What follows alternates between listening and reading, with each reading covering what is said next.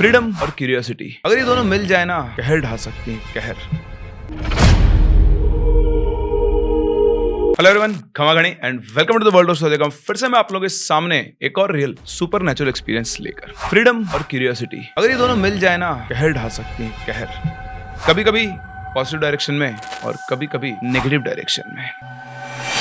किसी अनजान चीज को जानने की क्यूरियोसिटी दो दोस्तों सुदीप और सायन पर इतनी भारी पड़ी कि इनमें से एक को अपनी जिंदगी से हाथ धोना पड़ा। लेकिन बात सिर्फ इतनी नहीं थी, इनमें से कौन मरा कोई नहीं समझ पाया।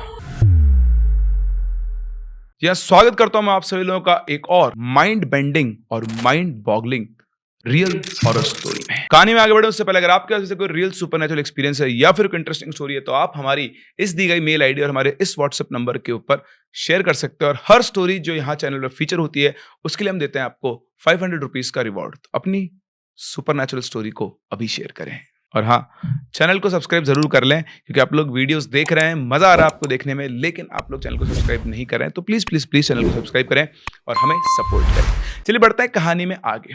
इस इंसिडेंट के जो मेन कैरेक्टर्स हैं वो हैं दो दोस्त।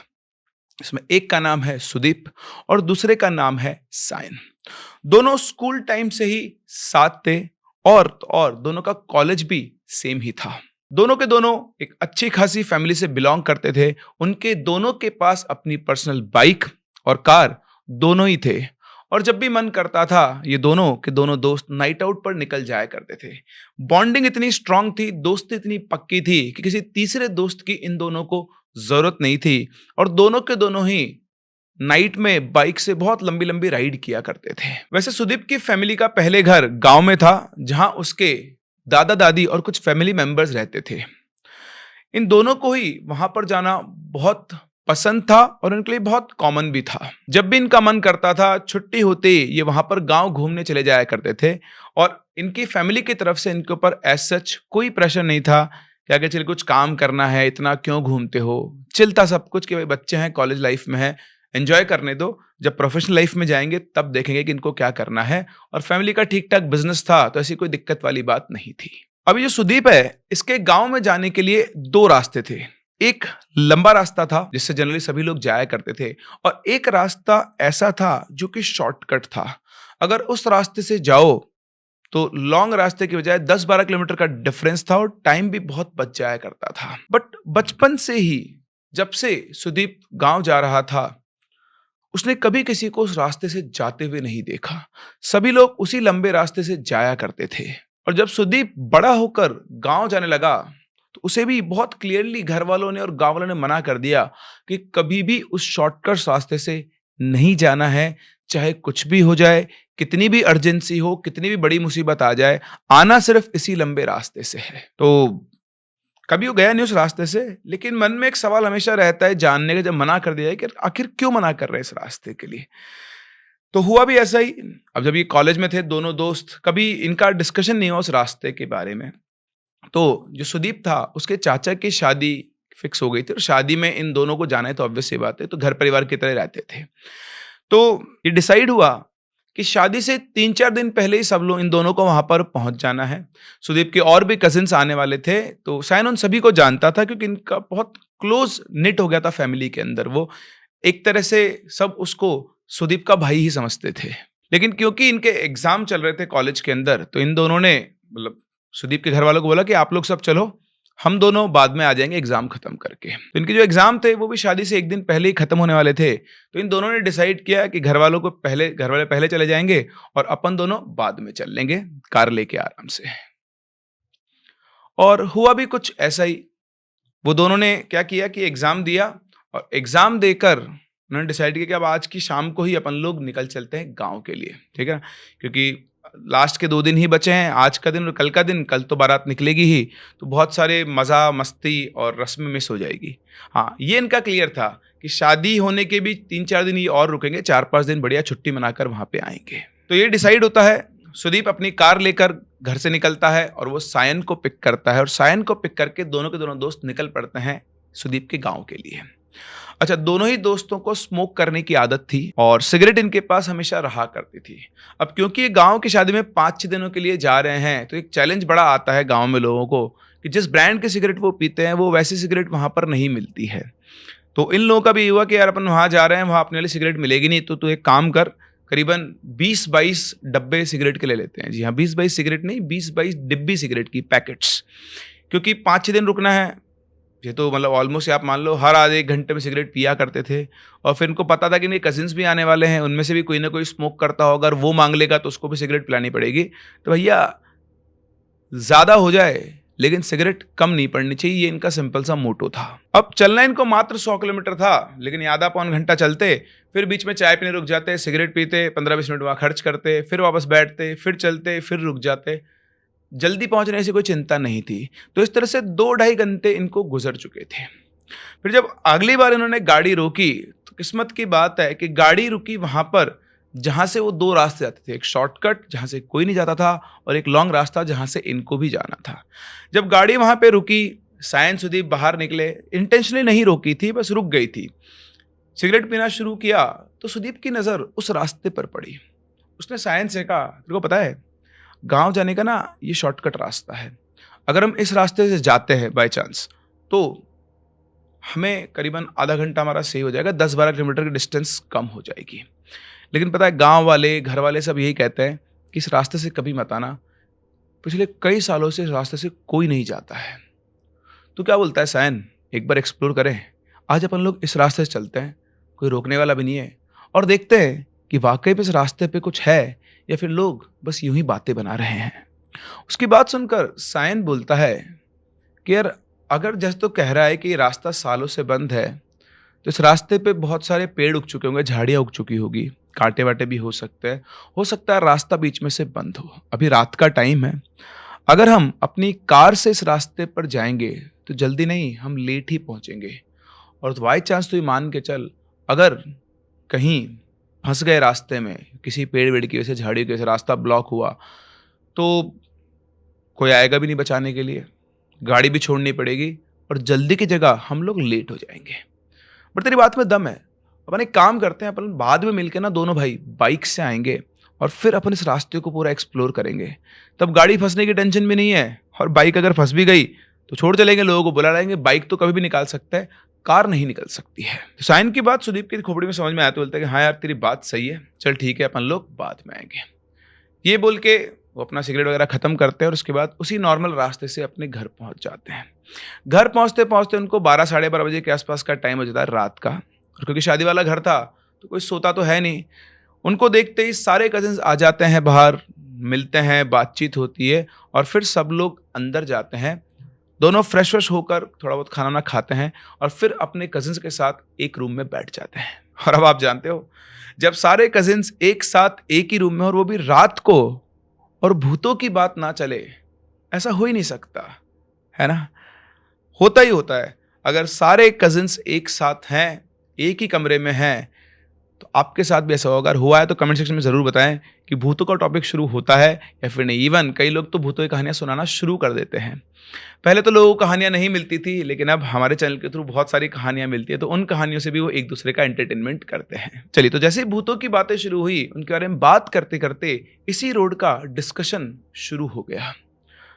तो उसी घर का एक लड़का, यानी सुदीप के दूसरे चाचा थे, उनके बेटे ने बोला कि जब उसके पापा छोटे थे तब उसी रास्ते पर अंदर की तरफ एक झील है।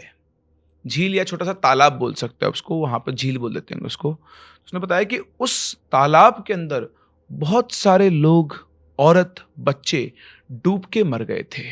और सबसे बड़ी हैरानी की बात यह थी कि उस तालाब में एक हफ्ते में सिर्फ एक ही इंसान मरता था, एक से ज्यादा कभी नहीं मरता था। तो जब ऐसा होने लगा तो पुलिस आई, इन्वेस्टिगेशन किया, फिर ये पता करने के लिए कौन है कौन नहीं है, एक गार्ड की ड्यूटी लगाई गई पुलिस वाले की। लेकिन एक हफ्ते बाद वो गार्ड ही मरा हुआ मिला।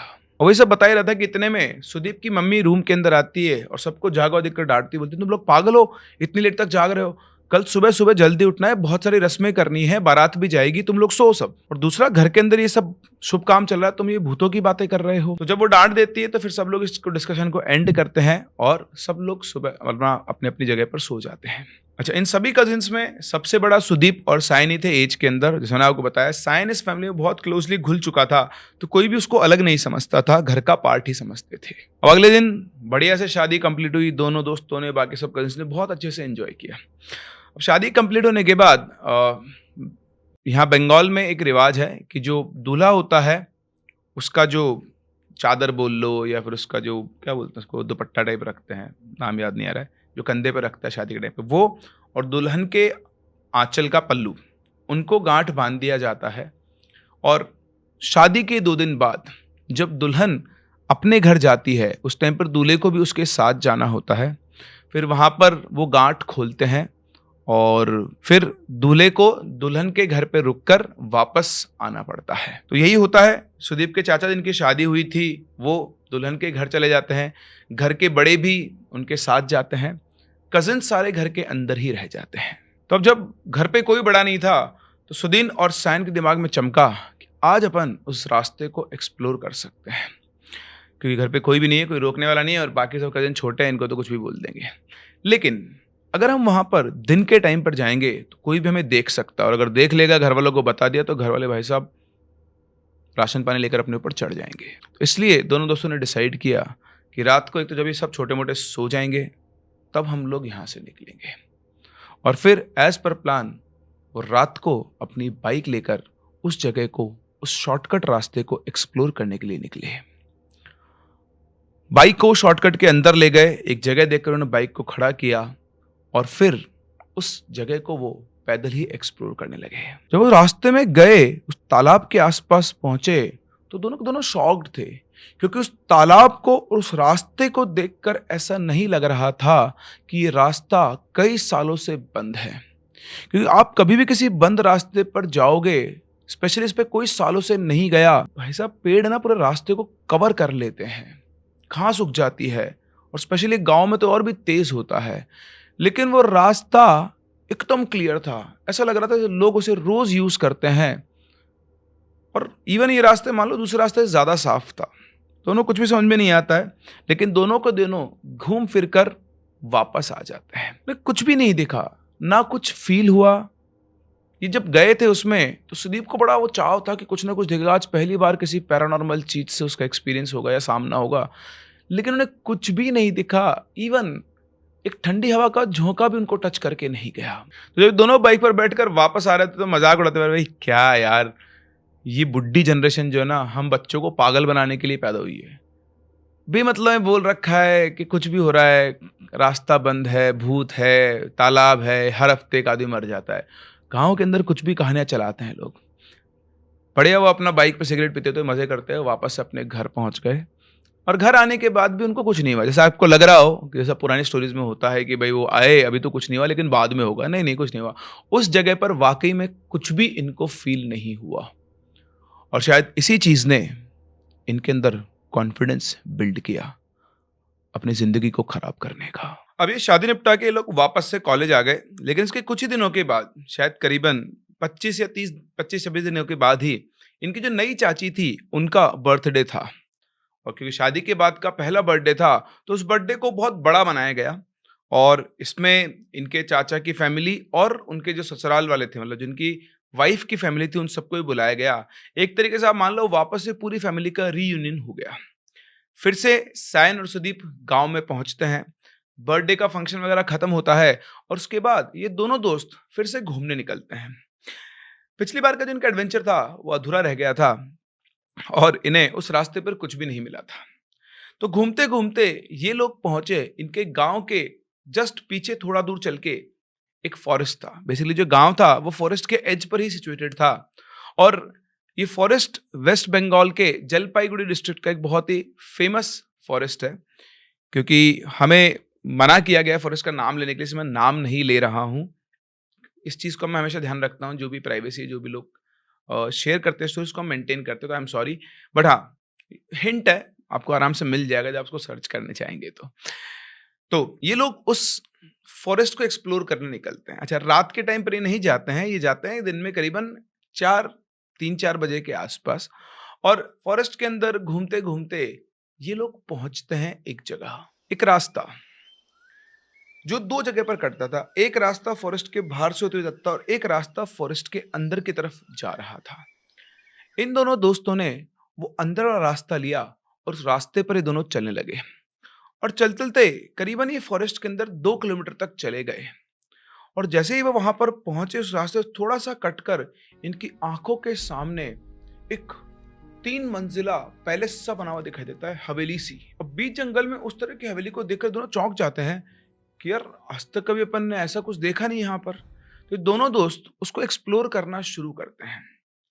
बाहर से जब उन्होंने इस हवेली को देखा तो उसे देखकर ऐसा लग रहा था कि जिस भी किसी इंसान ने हवेली बनवाई थी वो बहुत शौकीन रहा होगा, क्योंकि जिस तरह का उस हवेली का स्ट्रक्चर था और जैसा गेट बना हुआ था, मतलब होता है ना रईस लोग जो अपने शौक के लिए यूनिक यूनिक चीजें बनाते हैं, तो गेट भी बड़ा यूनिक था और उस पर जंग लगा हुआ था। और जो सबसे डिफरेंट बात थी वो ये थी कि जिन 2 पिलर्स पे वो गेट टिका हुआ था, उन 2 पिलर्स के ऊपर 2 शेर के, लॉयन के स्टैचूज बने हुए थे और वो स्टैचूज घर के अंदर की तरफ देख रहे थे। मतलब गेट से कोई अंदर जाएगा तो उन दोनों पत्थर के शेरों की नजरें उस इंसान पर रहेगी। और वो जो शेरों की मूर्तियां बनी हुई थी वो इतनी अच्छे मटेरियल से बनी थी कि अभी भी इतने सालों बाद भी जिसमें कोई नहीं रह रहा है, वो ऐसा लग रहा था कि अगर कोई कुछ गलत करेगा तो शेर उनके ऊपर झपट्टा मार देंगे। तो बाहर एक्सप्लोर करने के बाद दोनों दोस्त एक दूसरे को देखते हैं और अंदर जाने का डिसाइड करते हैं। कॉन्फिडेंस हाई था क्योंकि पिछली बार जिस रास्ते के बारे में लोगों ने कहा था उस चीज को उन लोगों ने गलत साबित कर दिया था। इसलिए उन दोनों को पूरा विश्वास था कि इस हवेली में ऐसा कोई डेंजर वाली चीज नहीं होगी।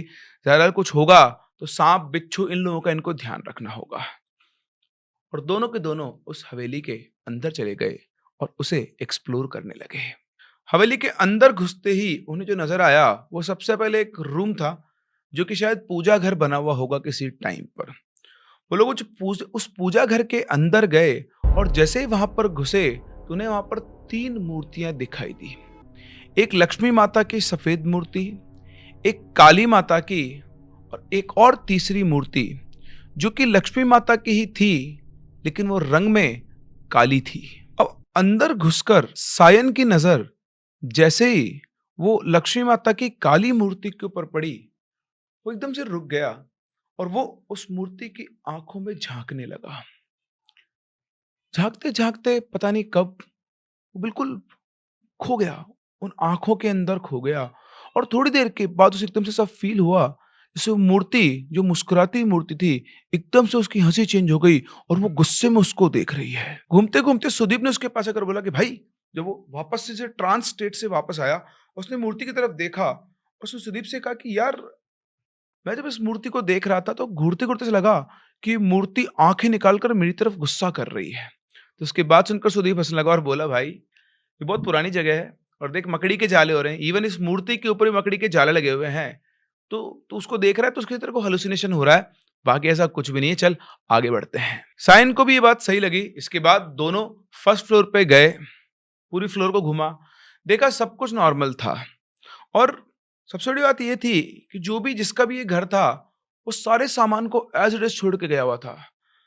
मतलब उस घर में नीचे फर्स्ट फ्लोर पर जितना भी सामान रखा हुआ था, अगर आज भी उसे बेचा जाए तो 70 से 80 लाख का सामान वहां पर बचा हुआ था और हर एक चीज एंटीक पीस। फिर एक्सप्लोर करते हुए लोग सेकंड फ्लोर पे गए तो देखा कि वहां पर कॉरिडोर के एंड में एक बड़ा दरवाजा था जो कि बंद था। अब तक वो पूरे घर में जितने भी रूम्स में गए सारे दरवाजे खुले हुए थे, लेकिन यहाँ पर सेकंड फ्लोर पर एक दरवाजा बंद था। उसको देखकर इन दोनों को लगा, यार अगर इस रूम का दरवाजा बंद है तो यहाँ पर जरूर कोई ऐसा सामान होगा जो बहुत ज्यादा कीमती होगा। अगर ऐसी कोई चीज हमें मिल गई तो हमारी तो लॉटरी लग जाएगी।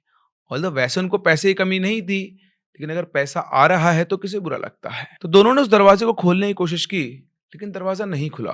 और जब दोनों ने पूरी ताकत लगाकर जोर लगाया और दरवाजे को धक्का दिया तो कपड़े फटने के जैसा साउंड हुआ और दरवाजा खुल गया। और अंदर का नजारा देखकर दोनों हक्के पक्के रह गए। अंदर कोई मकड़ी का जाला नहीं था। जैसे बाहर से आप कंपेयर करो, बाहर मकड़ी के जाले, धूल डस्ट सब रखा था, लेकिन अंदर वाला कमरा बिल्कुल क्लीन था, बिल्कुल क्लीन। इसी के साथ साथ उस कमरे की दीवारें बिल्कुल काली हो रखी थी। देखो काला जो कलर होता है एक तो होता है कि आपने दीवार को काला पेंट कर दिया हो, एक होता है कि जलने की वजह से दीवारें काली पड़ गई हो। लेकिन इस कमरे की दीवारें ऐसे काली थी जैसे कोई पैरासाइट होता है ना, पैरासाइट कोई जानवर जैसे एल्गी होती है, काई लग जाती है, नदी के किनारे में देखा होगा, ऐसे पूरा पैरासाइट उस कमरे की दीवारों के ऊपर फैला हुआ था और उसकी वजह से उसका पूरा कलर काला हो गया था। इसके अलावा जैसे वो सोच रहे थे कि इस घर में कोई कीमती चीज होगी, ऐसा कुछ भी नहीं था। छोटी मोटी चीजें रखी हुई थी और ऑलमोस्ट कमरा पूरा खाली था। उसको एक्सप्लोर करने के बाद ये दोनों दोस्त वापस से उस कमरे से बाहर निकलते हैं। अब उन्होंने पूरा घर एक्सप्लोर कर लिया था और फिर से दोनों दोस्त वही बात पे हंस रहे थे, कुछ भी नहीं है। फिर लोग वहां से बाहर निकले। बाहर निकल के वो लोग चौंक गए, क्योंकि जब वो बाहर निकले, जब वो अंदर गए थे घर के, उस टाइम पे टाइम करीबन 4 बजे के आसपास का था। मुश्किल से ये लोग आधा घंटा उस घर के अंदर घूमे होंगे। लेकिन जब ये घर से बाहर निकले तो अंधेरा हो चुका था और टाइम जब इन्होंने चेक किया तो शाम के 6:30 बज गए थे। वो शॉक्ड रहे, बोले, 2.5 घंटे से हम अंदर है। लगा तो सिर्फ इतना था कि हम करीबन आधा घंटा या मुश्किल से 1 घंटा। पर अब ठीक है, इन लोगों ने दिमाग लगाया, अंधेरा हो चुका था, जंगल के अंदर थे, सीधा उन्होंने दौड़ लगाई घर की तरफ। उसके बाद इन्होंने किसी को कुछ नहीं बताया कि कहाँ गए थे कहाँ नहीं गए थे, अपना खाना वाना खाया पिया और ऐसा इनको कोई एक्सपीरियंस भी नहीं हुआ और ये रात को सो गए। जिस रूम में सुदीप और सायन सोए थे उसी के पड़ोस वाले रूम में सुदीप के मम्मी पापा रहते थे, उनका वो रूम था। तो रात को 2 बजे के आसपास सुदीप के दरवाजे पर, रूम के दरवाजे पर 3 बार नॉक हुआ। तो देखो गहरी नींद में वो थे, अगर आप हल्की नॉक करो तो कोई उठता नहीं है, पर वो जो नॉक थी उस नॉक के होते ही सुदीप और सायन दोनों की आंख खुल गई। फिर वो 3 नॉक होने के बाद दोबारा कोई साउंड नहीं आया, तो दोनों को लगा कि कोई उनसे मजाक कर रहा है या किसी दूसरी वजह से किसी ने नॉक किया होगा, और दोनों ने इस चीज पर ध्यान नहीं दिया और सो गए। अगले दिन पूरा दिन नॉर्मल गुजरा और फिर रात को वही करीबन 2 बजे के आसपास फिर से नॉक हुआ, लेकिन इस बार एक बार नहीं, 3 बार, 3-3 नॉक हुए, यानी टोटल 9 बार नॉक हुआ। पहली बार नॉक नॉक नॉक, फिर थोड़ी देर शांत, फिर से नॉक नॉक नॉक, फिर से बिल्कुल शांति, और फिर थोड़ी देर बाद नॉक नॉक नॉक। और वो नॉक ऐसा था, इतना तेज था कि नींद एकदम से खुल जाती थी। सुदीप फिर से पूछता है कौन है, कोई जवाब नहीं आता। तो फिर वो जोर चिल्ला के बोलता है कौन है भाई, रात में क्यों मजाक कर रहे हो, बताओ ना कौन है। फिर से कोई जवाब नहीं आता है। तो सुदीप के चिल्लाने की आवाज सुन के बाजू वाले कमरे से सुदीप की मम्मी पूछती है कि बापी, बापी उसका निकनेम था, कह के बुलाते थे, क्या हुआ? मतलब उसकी मम्मी बोला कि तुम किसको बुला रहे हो, क्या हुआ? सुदीप ने बोल दिया कि मम्मी पता नहीं कौन बार बार दरवाजे के ऊपर नॉक किए जा रहा है। उसकी बात सुनते ही सुदीप की मम्मी ने थोड़ी सीरियस सी आवाज में उससे पूछा कितनी बार नॉक हुआ? तो सुदीप ने बोला बहुत बार, शायद 9 बार के आसपास नॉक हुआ है। फिर सुदीप की मम्मी आराम से बोली कोई बात नहीं बेटा, कोई मजाक कर रहा होगा, तू सो जा। और इस तरह से ये लोग वापस से सो गए। फिर आई अगली रात। इस रात सुदीप पूरा मन बना के सोया था कि अगर आज आज अगर दरवाजे पर नॉक हुई तो जो नॉक करेगा ना उसको मैं आज पकड़ लूंगा और पकड़कर उसको बढ़िया कूट देंगे। उसने बात शायन से बोली और शायन बोला कि हाँ यार, आज तो अगर उसको पकड़ गए और उसको कूटते ही है। इतना बोल के दोनों सो गए और अभी वापस से 2 बजे के ऊपर का कुछ टाइम हुआ था, लेकिन इस बार कोई नॉक नहीं आई। दोनों उस टाइम तक इंतजार कर रहे थे कि 2 बजे के आसपास फिर से नॉक होगी और आंख तो खुली जाएगी। इस बार कोई नॉक नहीं आया। अच्छा, यहाँ पे जो सायन था ना, उसकी एक दादी थी जिनकी एज करीबन 78-80 साल के आसपास की थी। वो सायन से बहुत प्यार करती थी और सायन भी उनसे बहुत प्यार करता था। कई बार सुदीप भी उनसे मिल के आया और सायन बताता कि किस तरह से उन्होंने उसको पाल पोस के बड़ा किया। तो बहुत स्ट्रांग कनेक्शन था सायन का अपनी दादी के साथ। और सायन की जो दादी थी उनका घर था सिलीगुड़ी में, और उनकी दादी की आदत थी कि जब भी वो सायन से मिलने आती थी तो ना तो वो सायन को और ना सायन के घर वालों को ही बता के आती थी कि वो उससे मिलने जा रही है, वो उसको हमेशा सरप्राइज दिया करती थी। तो आज रात को डोर के बाहर से नॉक तो नहीं आई, लेकिन सायन की दादी की आवाज आई। सायन की दादी बाहर खड़ी होकर दरवाजे पे हल्का सा नॉक करके बोल रही है, सायन बेटा, सुदीप बेटा, सो गए क्या? अरे उठो, देखो तुमसे मिलने कितनी दूर से, कितनी रात को मैं आई हूं, उठो बेटा, बाहर आओ। अब ये आवाज सुन के सायन को लगा कि उसकी दादी आई हुई है, तो वो उठकर दरवाजा खोलने बाहर जाने लगा। जैसे ही वो दरवाजा खोलने उठा, सुदीप ने अपनी आंखों से देखा कि ऐसा लगा उसको एकदम से करंट लगा और फिर बिल्कुल एक मशीन की तरह चलकर दरवाजा खोलने जा रहा था। और जो दरवाजा था वो उन दोनों के बेड से करीबन 8 से 10 कदम की दूरी पर था। और सायन क्योंकि अब धीरे-धीरे जा रहा था एक मशीन की तरह, उसे थोड़ा और ज़्यादा टाइम लगने लगा। तो सुदीप ने सायन को आवाज़ दी।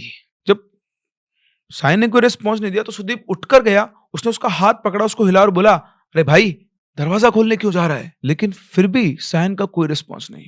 2-3 बार पूछने पर भी जब सायन ने कोई रिस्पॉन्स नहीं दिया तो सुदीप ने खींच के उसको चाँटा लगाया और चाँटा लगाकर बोला, "साले कब से बुला रहा हूँ, कोई जवाब नहीं दे रहा है, क्या हो गया तुझे?"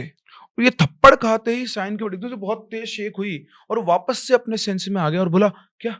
क्या हुआ?" तो सुदीप बोला, "तू कहाँ दरवाजा खोलने जा रहा था? तेरा दिमाग खराब है। मैं मानता हूं कि दादी कभी भी आ जाती है, लेकिन टाइम देख, रात के 2:15 बज रहे हैं। इस टाइम पर दादी सिलीगुड़ी से कैसे आएगी? देख, मेरी बात सुन, इधर कुछ ना कुछ लोचा है। पहले तो मेरा डाउट था, लेकिन अब तेरा हाल देखकर मुझे ऐसा लग रहा है कि कुछ ना कुछ लोचा हुआ है। एक काम कर, तू दादी को कॉल लगा और देख कि दादी सच में आई है या फिर नहीं।" तो सायन को ये बात सही लगती है। अब वो दादी को कॉल करता उससे पहले ही उनके घर से सायन के फोन पर कॉल आ जाता है उसी टाइम पर। और कॉल रिसीव करते उधर से बहुत तेज तेज रोने धोने का साउंड आ रहा था और उधर से इन लोगों को खबर मिलती है कि आज रात 12 बजे के आसपास दादी की डेथ हो गई है। शाम तक दादी बिल्कुल ठीक थी, लेकिन शायद सोते सोते उनको साइलेंट अटैक आ गया था। ये सुनते ही सायन और सुदीप दोनों के पैरों तले से जमीन खिसक गई थी और दोनों बहुत बुरी तरह रोते हैं।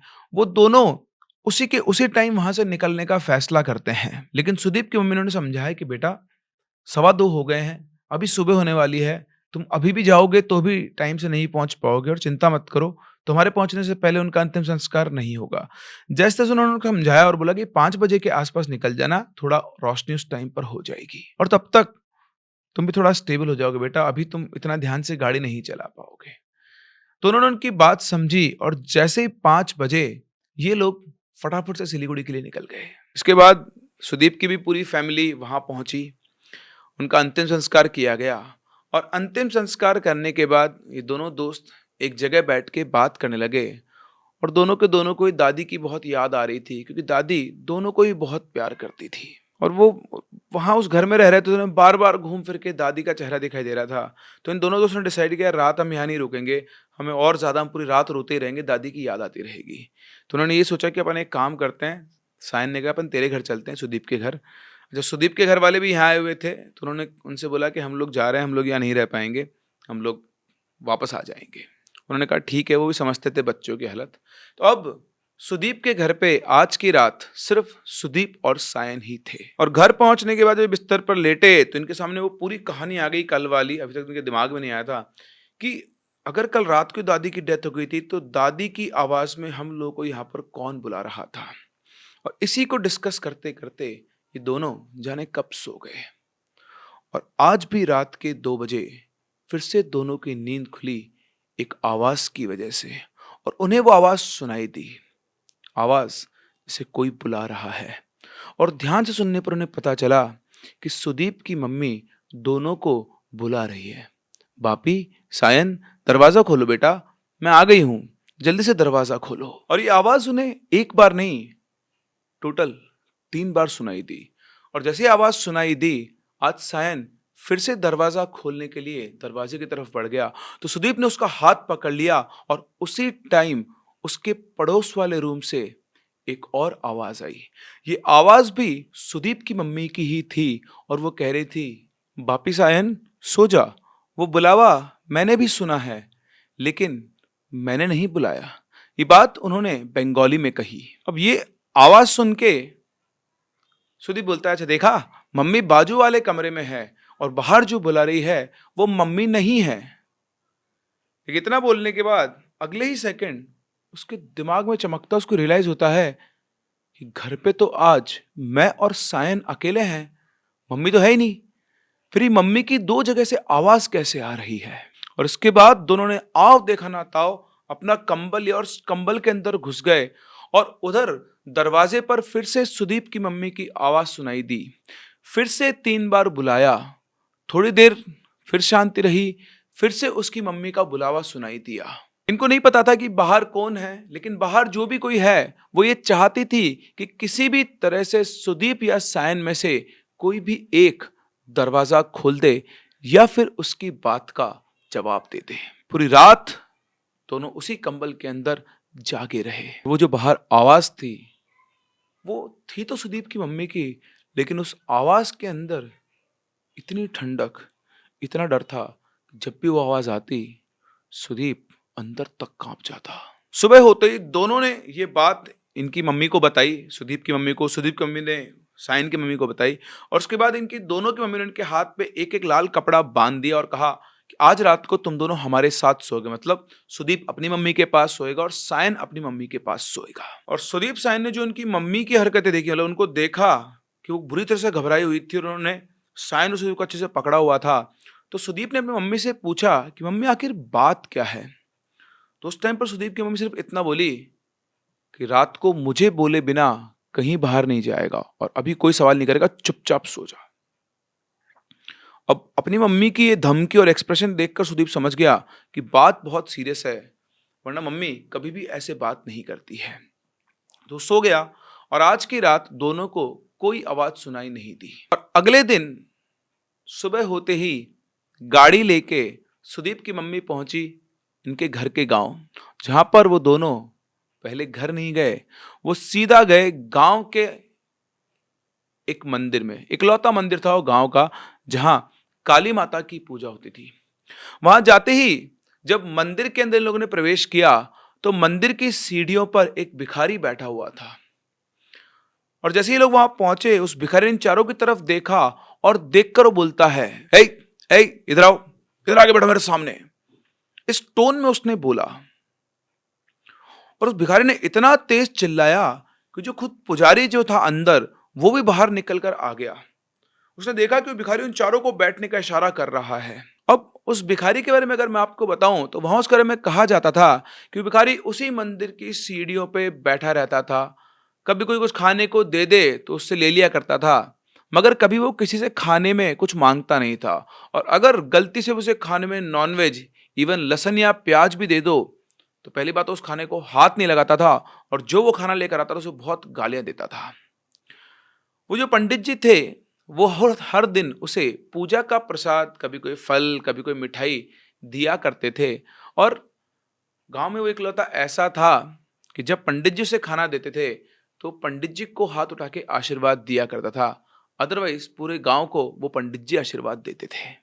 और ये जो पंडित जी थे ये खुद भी कम नहीं थे, इनको भी पैरानॉर्मल का बहुत ज्ञान था, पूजा पाठ वगैरह के अलावा। एक और बात, वो जो पंडित जी दिन रात उस मंदिर में रहते थे, वहीं पूजा करते थे, उन्होंने जब से उसको वो जानते हैं, करीबन 13-14 साल से वो भिखारी वहीं रहता था, आज तक कभी पंडित जी ने उसको बात करते हुए नहीं देखा था और उसकी आवाज सुनी नहीं थी।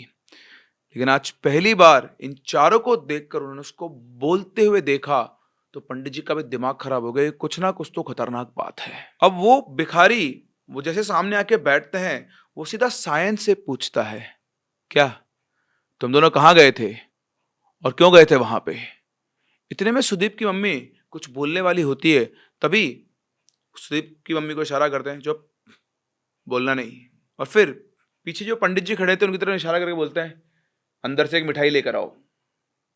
पंडित जी दौड़ते हुए अंदर जाते हैं और एक रसगुल्ला लेकर वो उनके हाथ में दे देते हैं। अब उनके हाथ में जैसे रसगुल्ला आता है तो वो सुदीप और सायन दोनों को रसगुल्ला दिखाकर बोलते हैं, खाएगा रसगुल्ला? अब यहां पर सुदीप तो नॉर्मल था, लेकिन सायन जो था वो उस रसगुल्ले को देखकर इस तरह से अपनी लिप्स को लिक कर रहा था। मतलब जैसे होता ना, देख कर लगता है अरे अरे रसगुल्ला कितना स्वादिष्ट होगा, बस ये खाने को मिल जाए।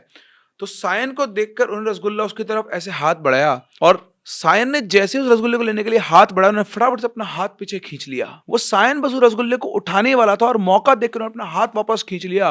और जैसे ही उन्होंने अपना हाथ खींचा, सुदीप तो नॉर्मल था, लेकिन सायन की आंखें गुस्से से लाल हो गई, जैसे उससे कोई बहुत कीमती चीज छीन ली गई हो। और तभी वो भिखारी ने अपनी आंखें बंद की, कुछ बड़बड़ाया और उनके बड़बड़ाते ही सायन जो भी नॉर्मल बैठा हुआ था वो बिल्कुल एकदम पत्थर की तरह जम के इस तरह से बैठ गया।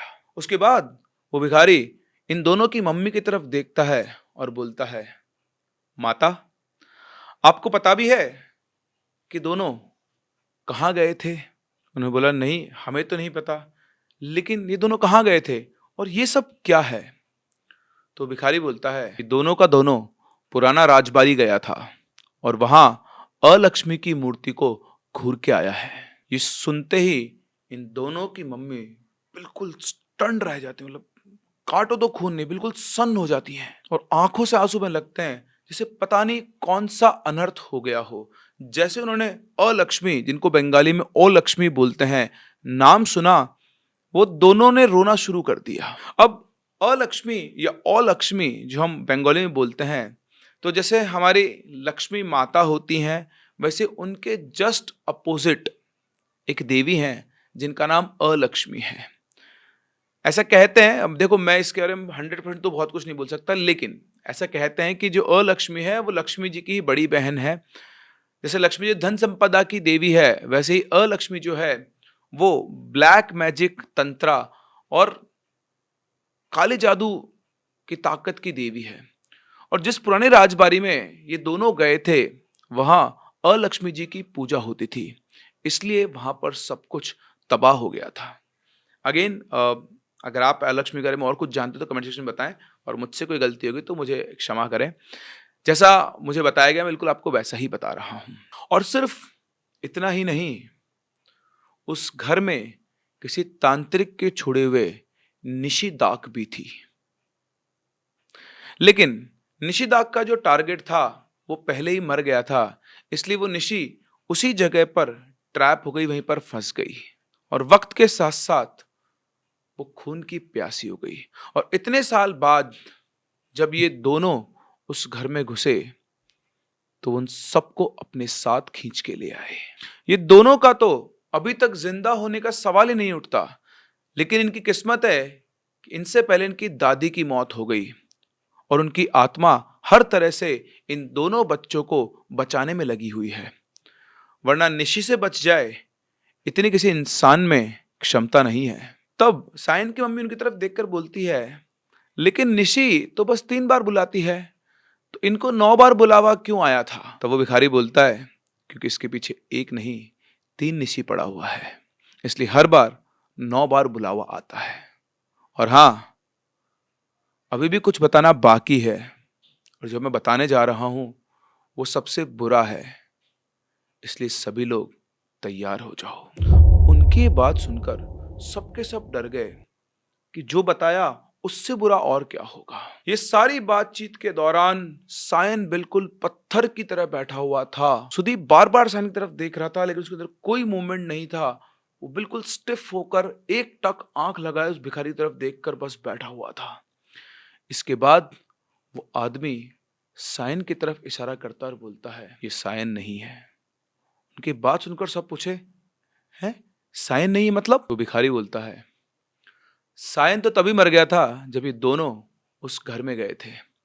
ये भी एक निशी है और ये इसके शरीर में आके बस गई है, और ये सुदीप को बाकी निशी के चक्कर में फंसाने वाली है, मतलब फंसाना चाहती है। और जब भी निशी घर पे बुलाता था, इसी वजह से ये सायन किसी ना किसी बहाने से दरवाजा खोलने के लिए जाता था। अब ये सुनते ही सुदीप के तो आंखों से आंसू बहने लगते हैं, वो रोने लगता है। और वाकई में जो भिखारी कह रहा था वो बात सच थी। हर बार सायन दरवाजा खोलने की कोशिश करता था, लेकिन पता नहीं कैसे सुदीप उसको पकड़ लेता था। और इधर सायन की मम्मी भी बुरी तरह से रोना शुरू कर दी इस बात को सुनकर। उनके सामने, उनकी आंखों के सामने उनका बेटा बैठा हुआ था, लेकिन वो उनका बेटा नहीं था। वो भिखारी बाबा सबको संभालते हैं। वो सुदीप के सर के ऊपर हाथ रख के कुछ मंत्र वगैरह बोलते हैं और बोलते हैं, जाओ, तुम ठीक हो, अब कुछ नहीं होगा, बाकी काम कर लो, अभी बहुत काम बाकी है। इतना बोलकर वो भिखारी वहां से उठकर चला जाता है। लेकिन जाते टाइम वो सुदीप से बोला कि अगर आगे जाके कोई भी रात को तुम्हें 3 बार बुलाता है, चाहे किसी की भी आवाज में हो, याद रखना, जरूरी नहीं है कि दरवाजा खोलना ही पड़े या जवाब देना ही पड़े। उस आदमी के जाने के 2-3 मिनट के बाद एकदम से जो सायन बैठा हुआ था स्टिफ होकर, धड़ाम से वो नीचे गिर जाता है।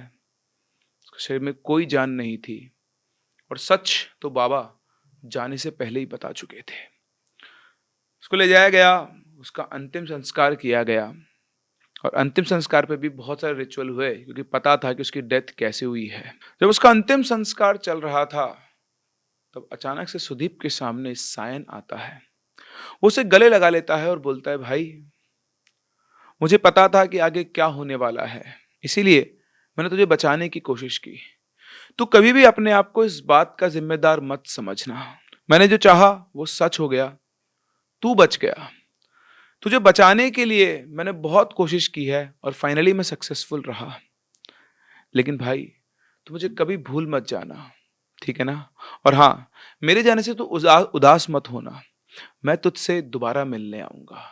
मैं तुझसे दोबारा मिलूंगा जब तेरा बेटा होगा और तब तेरे बेटे में तू मुझे ढूंढ पाएगा।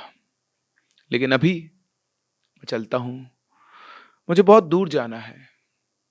और सुन, मम्मी का ध्यान रखना। मेरे बाद अब तू ही उनका दूसरा बेटा है। इतना कहकर वो सुदीप को फिर से गले लगा लेता है और उसके बाद उससे अलग होकर वो उस जलती हुई चिता की तरफ जाने लगता है। उसे देखकर सुदीप सबको चिल्ला चिल्ला के बताता है कि देखो वो जा रहा है, उसको रोको, सायन जा रहा है, उसको रोको। लेकिन कोई भी उसकी आवाज नहीं सुन पा रहा था। और फिर तभी अचानक सुदीप की आंख खुलती है तो देखता है कि बहुत सारे लोग उसके ऊपर खड़े हुए हैं और उसके परिवार में से कुछ लोग उसके ऊपर पानी के छींटे मार रहे हैं। एक्चुअली अंतिम संस्कार के टाइम पर वो वहीं पर बेहोश हो गया था और सायन उससे अपने फिजिकल फॉर्म में नहीं बल्कि अपने सूक्ष्म शरीर के साथ उससे मिलने आया था, अपने दोस्त को अलविदा कहने आया था। उस दिन से लेकर आज तक सुदीप पूरी तरह से बदल गया है। हंसता खेलता रहने वाला सुदीप अब बिल्कुल सीरियस हो गया और आज वो एक बहुत बड़ा बिजनेसमैन बन गया है। और आज भी सायन के माता पिता को वो अपने घर पर अपने साथ रखता है, उन्हीं के बेटे की तरह। लेकिन अकेले में आज भी अपने दोस्त को याद करता है। उसे पता नहीं कब उसका बेटा होगा और कब सायन, जैसा उसने कहा था, वापस से उसकी जिंदगी में आएगा, लेकिन वो इंतजार कर रहा है। ये थी इन दोनों दोस्तों की कहानी, जहां पर ये एक्सप्लोर करने के लिए एक पहले एक खाली रास्ते पे गए जो कहते हैं सब हॉन्टेड, उन्हें कुछ नहीं मिला। वहां से इनका कॉन्फिडेंस बिल्डअप हुआ और नियति ने इनके लिए कुछ और तैयार किया हुआ था। ये पहुंचे जंगल के उस घर में जिसे राजबाड़ी के नाम से जानते थे और वहां पर अभी अंदर पहुंचे तो इन्हें सिर्फ सामान और वो घर दिखाई दिया, लेकिन वहां बैठी उन एंटिटीज को, निशी दाग को, तो शिकार दिखाई दिए और उनमें से किसी एक ने मौका मिलते ही सायन के शरीर पर कब्जा कर लिया। शायद तब जब वो अलक्ष्मी की मूर्ति को घूर रहा था और उसी समय पर उसकी प्राण ऊर्जा खींचकर वो उसके शरीर में प्रवेश कर गई और उन दोनों बची हुई निशी की हेल्प करने लगी ताकि वो भी सुदीप के प्राण ऊर्जा से अपना पेट भर पाए। जैसा कि आपने पहले भी सुना है, निशी दाग जो आपके सबसे क्लोज जो लोग होते हैं उनकी आवाज में आपको बुलाती है और इसीलिए कभी आपको अगर 3 बार ऐसी आवाज आए कि आजा आजा आजा, जाने का नहीं, वो बुलाती है मगर जाने का नहीं। वैसे आपको क्या लगता है, जाते जाते सायन सुदीप को जो बात बोल कर गया वो सच हो सकती है? क्या वाकई में आगे चलकर जब सुदीप का बेटा होगा, अगर बेटा होगा या बेटा होगा ही होगा, तो क्या वाकई में वो सायन होगा? अपने व्यूज हमें कमेंट सेक्शन में जरूर बताएं। हम लोग मिलते हैं अपनी अगली कहानी में, तब तक के लिए keep loving and keep listening.